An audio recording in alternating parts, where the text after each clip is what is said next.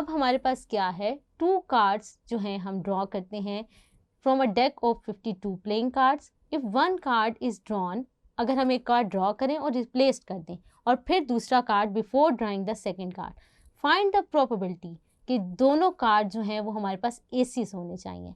अगर हम देखें, आप फिगर में देख सकते हैं एक डेक ऑफ कार्ड प्लेइंग हमने शो किया हुआ है।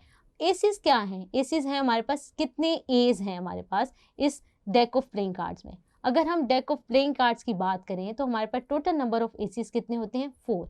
अगर हम यहाँ पे लिख लें कि हमारे पास फर्स्ट कार्ड है, यानी अगर हम फर्स्ट कार्ड ड्रॉ करें, यानी उसको हम ए इवेंट से कह दें, let A be the event that first card जो है वो क्या हो,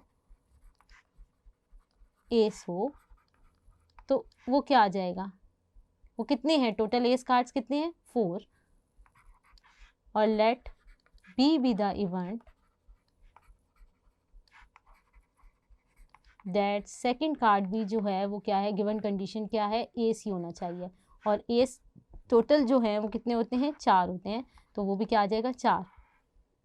तो अब हमारे पास मल्टीप्लिकेशन ऑफ प्रोबेबिलिटीज़ का फार्मूला है, उसको हम लिख लेते हैं। P of A union B is equal to, sorry यहाँ पे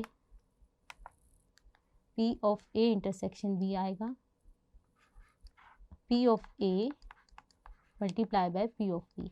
पी ऑफ ए क्या है हमारे पास? टोटल डेक में कितने कार्ड से? 52, तो पी ऑफ ए क्या हो जाएगा? 4/52 मल्टीप्लाई पी ऑफ बी भी क्या आएगा? 4/52। इसको अगर हम सॉल्व कर लें तो हमारे पास क्या आ जाएगा? तो हमारे पास आंसर आ जाएगा 1/69। होप सो आपको ये वाला क्वेश्चन समझ आई होगा। अब नेक्स्ट क्वेश्चन की तरफ बढ़ते हैं।